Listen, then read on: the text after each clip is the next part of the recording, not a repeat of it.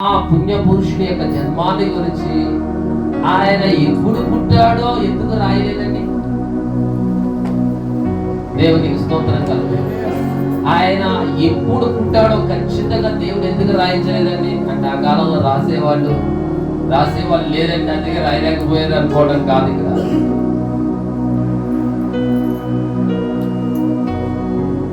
దావీదు పట్టణమందు నేడు రక్షకుడు మీ కొరకు పుట్టి ఉన్నాడని దేవుడు పరిశుద్ధాత్మ దేవుడు నేడు అనే మాట ప్రస్తావించాడు.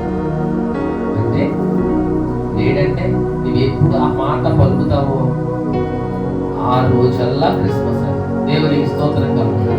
దావీదు పట్టణమందు నేడు రక్షకుడు పుట్టి ఉన్నాడని పలికిన ప్రతి దినం కూడా క్రిస్మస్ అయింది. హల్లెలూయా. ఆయన నీ జీవితంలో ప్రతి దినం క్రిస్మస్ చేసుకోవడానికే దేవుడు నిన్ను రక్షించాడు. దేవునికి స్తోత్రం కలుగు. నిజ క్రైస్తవునికి ప్రతి దినము కూడా క్రిస్మస్ అయింది. బట్టలతో సంబంధం లేదు, ఆహారంతో సంబంధం లేదు, రంగులతో సంబంధం లేదు. నీ క్రిస్మస్ నీ అంతరంగ జీవితంలో ఉన్న ఆనందంతో అది ముడిపడి. దేవునికి స్తోత్రం కలుగు. హల్లెలూయా, హల్లెలూయా. నీ రక్షకుడు నీ హృదయంలో నివసించినప్పుడు నీ ఆనందము ప్రతిదినము ఆనందిస్తున్న క్రీస్తులో ప్రతిదినము ఆనందిస్తున్న ప్రతి క్షణము అది దేవుని క్రిస్మస్ గా పరిగణించబడుతుంది. దేవునికి స్తోత్రం. హల్లెలూయా. అర్థమైందండి?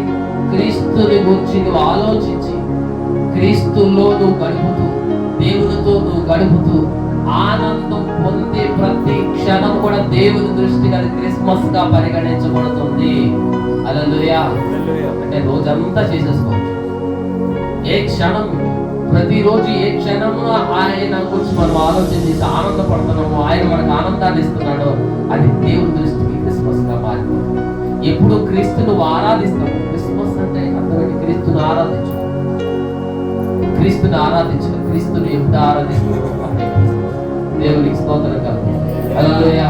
ప్రతి ఆదివారం ఆరాధిస్తున్నాం కదా, ప్రతి ఉదయం ఆరాధిస్తున్నాం కదా, ప్రతి ఉదయం క్రిస్మస్, ప్రతి ఆదివారం క్రిస్మస్. నువ్వు నువ్వు కొద్దిసేపు దేవుని సన్నిధిలో కూర్చోండి, నీ ఇంట్లో కూర్చోండి, నువ్వు ఆరాధిస్తున్నావు, అది క్రిస్మస్. ప్రతిరోజు నువ్వు కుటుంబ ప్రార్థన పెట్టుకుంటున్నావా, ప్రతిరోజు క్రిస్మస్. దేవునికి స్తోత్రం కలుగు. హల్లెలూయా, హల్లెలూయా. ఈ ప్రత్యేకంగా మరి తడావిడి మనకెందుకనే ఒకవేళ మీకు ఆలోచన రావచ్చు. తడావిడి మనకెందుకండి, ఇంత అడావిడి ఎందుకంటే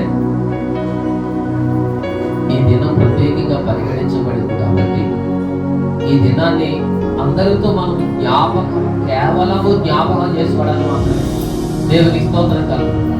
హల్లెలూయా. కేవలం మనకు జ్ఞాపకం చేసుకోవడానికి, ప్రత్యేకముగా నేర్చుకోవడానికి, ప్రత్యేకముగా ఆయన జన్మను గురించి నేర్చుకోవడానికి ఆయనను జ్ఞాపకం చేస్తున్నాం. కేవలము మనము ఈ సిద్ధపాటులో ఈ ఏర్పాటులో మనం కలిగి ఉన్నాం. దేవుని స్తోత్రం. హల్లెలూయా. చక్కని ఏర్పాట్లు అంటే పుట్టినరోజు ఎవరిదండి? పశుశాలలో పుట్టాడంట, పసిబాలుడు కాదండి. హల్లెలూయా. చక్కగా రాస్తారండి. దేవుడు అంత చక్కని తాళం ఇచ్చాడు కదండి. పరమాత్ముడు పసిబాలుడు జ్ఞానులకు కదా ఆయన ఆరాధించడానికి వచ్చారు. ఆయన పరమాత్ముడని ఆరాధించడానికి వచ్చారు. పసిబాలుడని ఈ రోజు మనం కోరుకోను కూడా ఆయన ప్రతి సంవత్సరం చిన్నపిల్లడే కాదు, ఆయన ప్రతి సంవత్సరం పసిబాలుడే కాదు, ఆయన ప్రతి సంవత్సరం మనకు పరమాత్ముడు. దేవునికి స్తోత్రం కలుగు. ఇది చక్కని మరి ఏర్పాట్లు, అలంకరణ మరి